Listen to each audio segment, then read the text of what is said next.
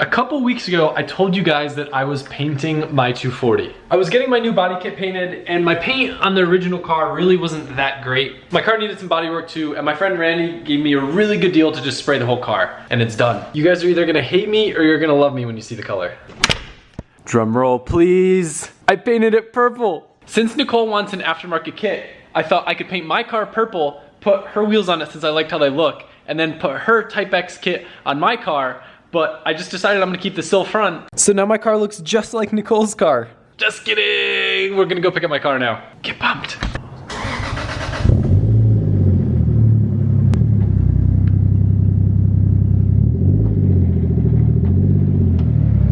I haven't told them what the color is yet. I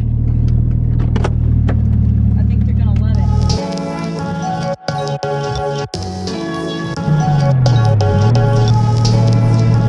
We have a Corvette behind us and a Mustang next to us. Wait. He thinks he wants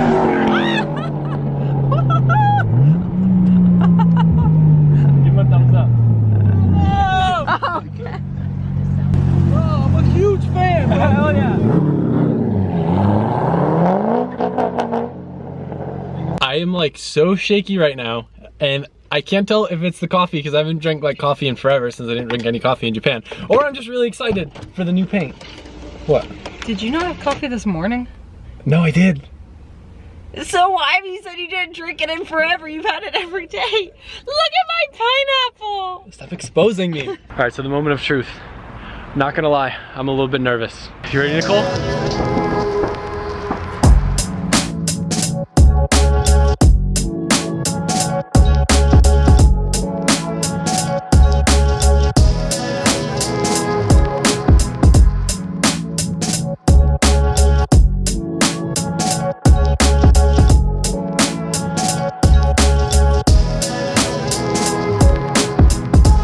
I've been telling them that I got the 240 painted, but I had to do it the same color. The cream's become kind of like a thing that I feel like I kind of branded, and if I got rid of the cream, it wouldn't be the Cream S13 anymore.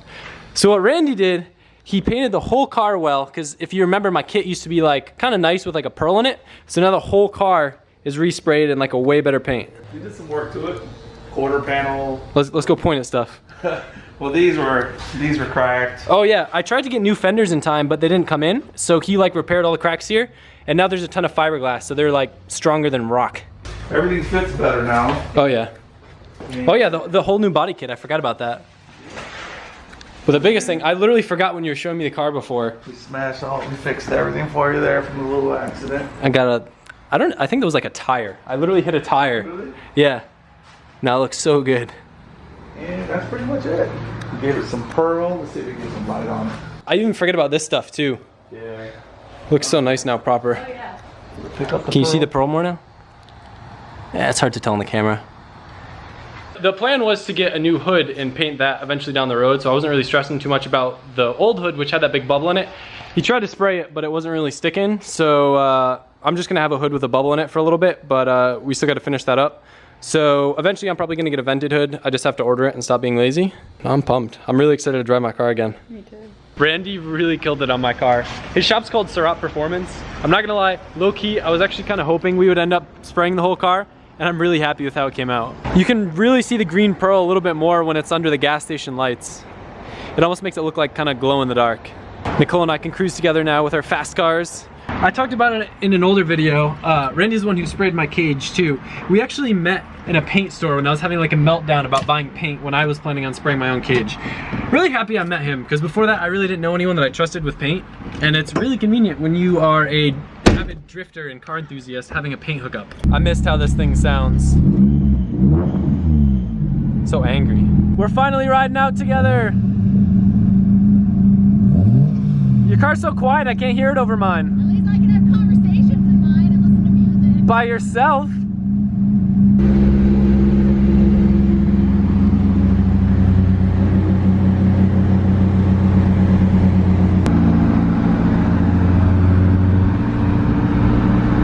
Let me just say something that I already knew, but that definitely surprised me, because I kind of forgot. This car is so much faster than Nicole's.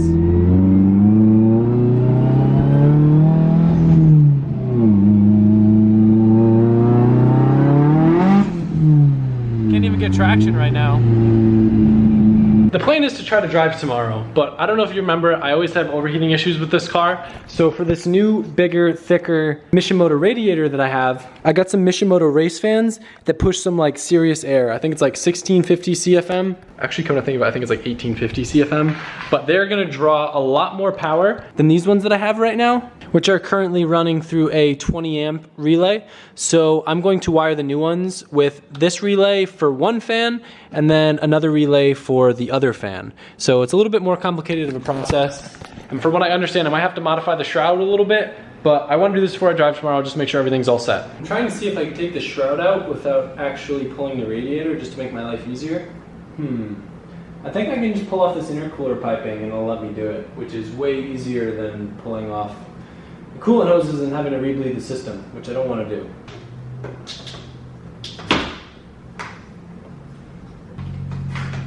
Got her. So here's my old fan, and then here is one of the new fans. Now Mishimoto warned me that it's not a direct bolt-on fan with their shroud. So what that basically means is A, the holes don't line up, but B, there's a little bit of metal that I'm gonna have to trim in here. So what I'm gonna do is mark this little piece of metal in there with a Sharpie and then just try to grind it out. The edge of the blade kind of lines up with the shroud, so that's what I'm gonna try to do with this one. Not grind all the metal out, but just enough so the edge of the fan blade lines up with the shroud. Just like so. In theory, yes, a clutch fan would work really well too, but having electric fans cleans up so much room in the bay, even with having big ones like this. And I love the simplicity. If you have to pull the radiator, it's super easy. And I've seen these fans on Kelsey's car and they're nuts. They sound like jet engines. All right, let's see how my coloring skills look. Not too bad, not too bad.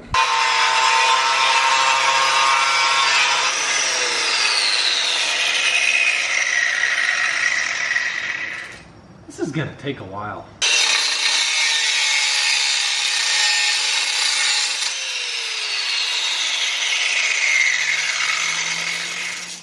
I called up the Motion Auto TV hotline and Trevor's told me to try a jigsaw. Even though I only have wood blades, it still works. So, thank you, Trevor. Hooray, I made Nicole a hula hoop. Just gonna grind it a little bit to make sure these edges aren't so sharp. Since these old holes won't be used for anything and they don't match up, I'm plugging them up with little screws just so we don't have like airflow going through there. Even though it probably doesn't make a difference, I'm just a little anal about stuff like that. I'm just drilling the new holes now and getting it mounted. What I do realize though is since I cut so much of the shroud, it's a little flimsy now. And it sags a little here. So I think what I'm gonna do is put a little piece of 3M tape to hold it against the fans, and that should hopefully do the trick. All mounted up and ready to drop her in. I had a late start and I knew that it was gonna take me a while, so I didn't really film the process that much, but I have them all wired up now, and I'm about to test if they work. Can you flip the switch? Let's hear those fans roar. Jeez! Oh my God, these things are crazy. How's it feel? I'm gonna try to be a little bit educational, but I'm gonna keep it simple. So the way that I wired these fans used 2 relays, 1 for each fan. The fans pull about 12 amps, but to play it safe, I used a 30 amp relay for each fan. Instead of running all that power through a little toggle switch, what a relay does is allows you to run a switch. So when that switch is on, it closes this bridge, and then you have power going through here to the fans, which are just grounded. So I used the existing switch in the car and the existing relay that's in here for the old fans, and then added a new relay right here, where there's a ground coming from the switch to the car to the relays. There's a like 12 volt power coming from somewhere around here that goes through to the switch. So that's like its own circuit. And from each relay, there's a power coming from the battery with a 30 amp fuse. And then those relays send power to the fans, which are grounded to a ground on the chassis. I hope I didn't confuse you. So I'm supposed to go get my hood tonight. I don't know if I'm gonna go and pick it up tonight or if I'm gonna get it tomorrow. We'll see. I mean, I'm gonna end up ordering a new hood eventually. It might just be good to have it just in case it like rains or something. Well, my fans are good now, and they sound like monsters, so I'm stoked. I'm gonna wrap that up here. Hopefully tomorrow is fun, planning on going and taking my car out drifting. I hope you guys enjoyed it. Thanks again to Randy for killing it with the paint. I hope you guys know I can't get rid of the cream. I am the cream is me. Yeah, I bought that car that way, and I hated it originally, but it grew on me so much, and now I've embraced the cream. Be the cream. Later, guys.